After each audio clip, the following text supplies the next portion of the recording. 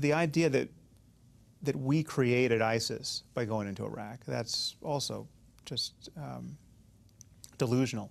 Look, ISIS got started through funding from our friends and allies, because as people will tell you in the region, if you want somebody who will fight to the death against Hezbollah, you don't put out a recruiting poster and say, you know, sign up for us, we're going to make a better world. You go after zealots and you go after these religious fundamentalists. That's who fights Hezbollah. I mean, it was very clear what we were going to face. Well, I admire your frankness on this subject. Very clear what we were going to face. Let me just, before we move on, just to clarify once more, you are basically saying that even in government at the time, you knew those groups were around, you saw this analysis, and you were arguing against it, but who wasn't listening? I think the administration. The administration turned a blind eye to your analysis. I don't know if they turned a blind eye. I think it was a decision. I think it was a willful decision. We have been fighting alongside al-Qaeda, fighting alongside ISIS. ISIS is now emboldened in 2 countries. But here's the anomaly. We're with ISIS in Syria. We're on the same side of the war.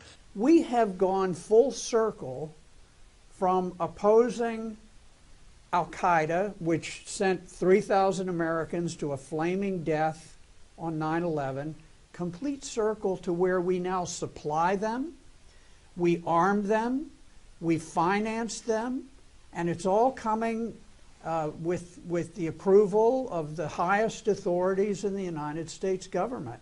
There are no moderate rebels. The notion is a fantasy. They do not exist.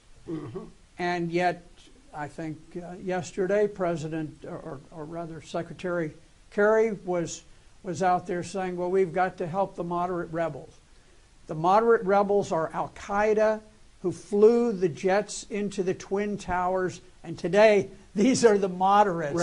Right. They already reject ISIL. Do you know any major Arab ally that embraces ISIL? I know major Arab allies who fund them. So with the additional steps I ordered last month, we're speeding up training of ISIL forces, including volunteers from Sunni tribes in Anbar province. Many of you are asking me, why on earth am I voting or planning to vote for Hillary Clinton? Hillary Clinton has described already the meeting in the White House over 2 years ago. Everyone in the National Security Team recommended arming ISIS. مسؤولين أمريكيين دبلوماسيين عسكريين وأمنيين موجود هذا في وسائل الإعلام شو عم بيقولوا؟ نحن عملنا داعش لنضرب فيها محور المقاومة، لنقاتل فيها حزب الله. داعش يعني مين؟ يعني داعش وجبهة النصرة وكل هذا الخط التكفيري، لأنه نصرة وداعش خلاف تنظيمي. يعني لما اجوا وبلشوا يقاتلوا بسوريا ما كان في داعش ونصرة. كانوا أبو بكر البغدادي وأبو محمد الجولاني تحت أمرة أبو بكر البغدادي المبايع لأيمن الظواهري. وانفتحت سوريا لكل هؤلاء الذين جيء بهم من كل أنحاء العالم. طيب اليوم الأمريكان شو بيقولوا؟ نحن عملناهم لنقاتل فيهم حزب الله ونقاتل فيهم المقاومة. Iraq was the perfect test case to create a vibrant democracy in the heart of the Arab world. I mean, this is a basically educated population. We completely underestimated the level of sectarianism there. But again, is easily ascribed to incompetence. I mean,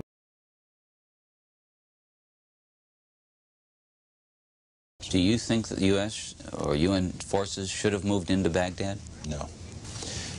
Once you got to Iraq and took it over and took down Saddam Hussein's government, then what are you going to put in its place? That's a very volatile part of the world, and if you take down the central government in Iraq, you can easily end up seeing pieces of Iraq fly off.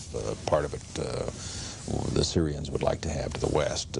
Part of eastern Iraq the Iranians would like to claim, fought over for 8 years. In the north you've got the Kurds, and if the Kurds spin loose and join with the Kurds in Turkey, then you threaten the territorial integrity of Turkey. It's a quagmire if you go that far and try to take over Iraq. If you take out Saddam's regime, I guarantee you that it will have enormous positive reverberations on the region.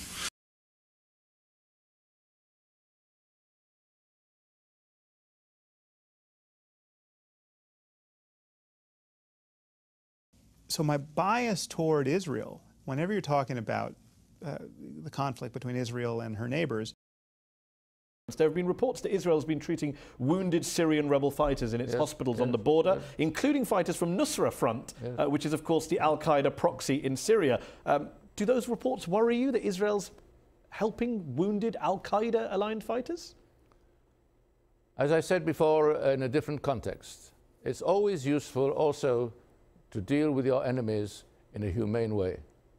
And I think that when you have people who are wounded and you can deal with them in a humane way, the considerations as to whether to take them in are not simply whether it's politically useful or whether it's politically So it's purely humanitarian, you say? So there's no tactical or political strategic... I didn't say there's no tactical. I said the main consideration, the immediate consideration is humane. But the tactical issues involved, I mean, you know better than me the phrase blowback. You don't think there's going to be blowback against Israel if you get into bed with a group like Nusra Front? No, I don't think so.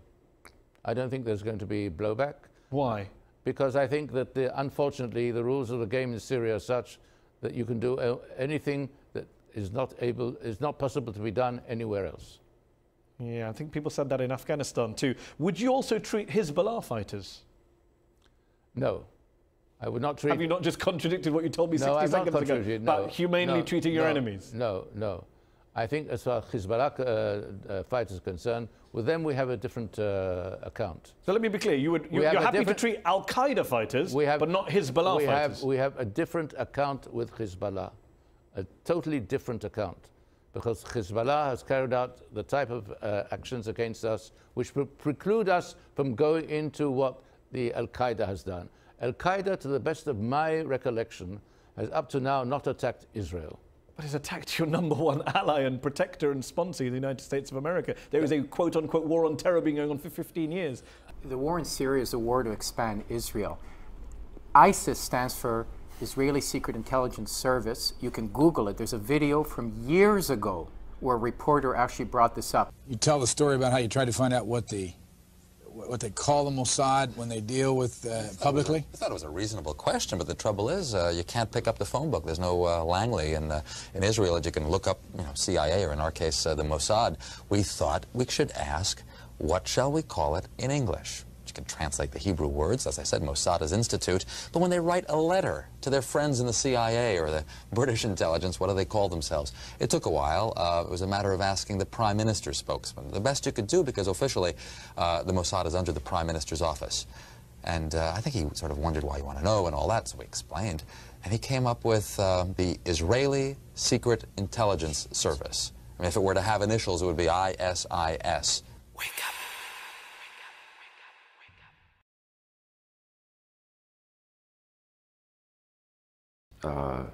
That ISIS, is funded by Saudi Arabia and Qatar, the governments of Saudi Arabia and Qatar. Now, this is I think this is the most significant email in the whole collection.